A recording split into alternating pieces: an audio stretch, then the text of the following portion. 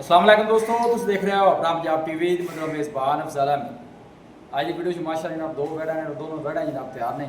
सब तो पहले मेरा कैमरामैन जनाब दोनों बैठा दिखाएगा तो मजीद गलबात करांगे मालिक के नाल कि किन्ना जी मान कर दिखाओ जी। पहले नंबर का जानवर दिखाओ, अला क्वालिटी के जानवर मिलते हैं जनाब अपना पंजाब टीवी के पहले नंबर का माशाअल्लाह जनाब बड़ा खूबसूरत रसीनो जमील माशाअल्लाह जनाब जानवर है। वीडियो ने जनाब मिनट तक देखना है, लाइक भी करना है दोस्तों ने जनाब, वीडियो ने शेयर भी जरूर किया करो। फुल साइज जनाब जानवर जी, क्रॉस ब्रीड का फ्रीजन और चोलस्तानी माशाअल्लाह जनाब ब्रीड है। वारा कितना डिलीवर कर दिए जी? दूसरा वारा दिन किन्ने को लै जाएगी? 5-7 दिन लै जाए थोड़ा छड़ के टोर। हाँ नहीं माशाअल्लाह आर्डर सोहना बना दिए भाई थब्बे का माशाअल्लाह जनाब जानवर का आर्डर जे चला फड़ा के जनाब दोस्तों को तसली कराने माशाअल्लाह क्या बात है। पूरा एक्टिव जानवर और प्रिंट बड़ा सोहना जानवर का। सब तो जी अच्छी गल है क्रॉस ब्रीड का जनाब जानवर है। हाँ कच्चियाँ सन बिल्कुल सही गल है, दो ही जानवर है गए बाकी माशाअल्लाह जनाब सेल हो गए हैं। चला फरा के जनाब दोस्तों को तसली करा रहे हैं।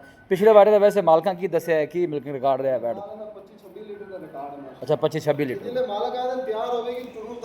नहीं माशाअल्लाह आर्डर की स्पेस भी दसदी पई है कि आर्डर माशाअल्लाह जनाब सोहना बना दिए पे। थना छना की क्लीयर है ओके, कोई छटा फारक वादा घाटा लो जी हर तरह की जनाब भाई जिम्मेदारी है। क्रॉस ब्रीड का जनाब जानवर जो फ्रीजन और चोलस्तानी जनाब ब्रीड है। फुल साइज जनाब जानवर अरे बैक साइड तो आर्डर चेक करना है साफ सुथरा माशाअल्लाह जनाब जानवर का आर्डर जी की मुल की है इस वैट का? 7.5 लाख रुपया। प्यार मोहब्बत करके फाइनल किन्ने दी दे देनी? प्यार मोहब्बत करके भाई 7,30,000 7,30,000 कोई भाई मौके पर आ रहा है मजीद कोई माड़ी मोटी मोहब्बत प्यार हो जैसे बाकी थना छना की आपने जी हर तरह की गारंटी होनी। लो जी थन भी माशाअल्लाह सोहने हथ की चुआई वाले सेहत तो जनाब जैन मनमोनी जी फ्रीजन और चोलस्तानी जनाब ब्रीड नहीं लग रहा कि जानवर का वेखो आर्डर हाल बिल्कुल स्पेस जानवर काफ़ी हल पई है।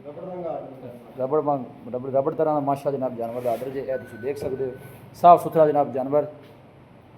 लोकेशन जनाब तहसील दीपालपुर है डिस्ट्रिक्ट कुकाड़ा जनाब लोकेशन जी है जनाब। दूसरे नंबर वाली वैड़ी आ गई ये नस्ल कि शान वाली? लो जी ये जर्सी तो चोलस्तानी जी वारा इंदा कितना है? लो जी बैक साइड तो आर्डर चेक करना है। ये दिन किन्ने को लेंदी? लो जी दिन तकरीबन ये भी हफ्ता लेंदी जी। फुल साइज जनाब जानवर जी थन माशाअल्लाह जनाब बड़े सोहने लगे ने मेरे मज्झां वाले गां की गां और मझ की मझ इस तरह का जनाब जानवर जी छड़ के टोरो हाँ जी बिस्मिल्लाह कर गए भी जरा। लो जी चला फरा के जनाब तसली कराने क्रॉस ब्रीड का जनाब ये भी जानवर जी थना छना की क्लीयर है जगह थोड़ी जी पक्की है जानवर जरा चलन फिर थोड़ा डिस्टर्ब होंगे। थना छना की जनाब शान वाले की गारंटी है। भाई शबीर अज है को नहीं कि कम गए ने तो वीडियो से आप ही ला रहे हैं अज। एक मिनट रोक दो करन दो इसको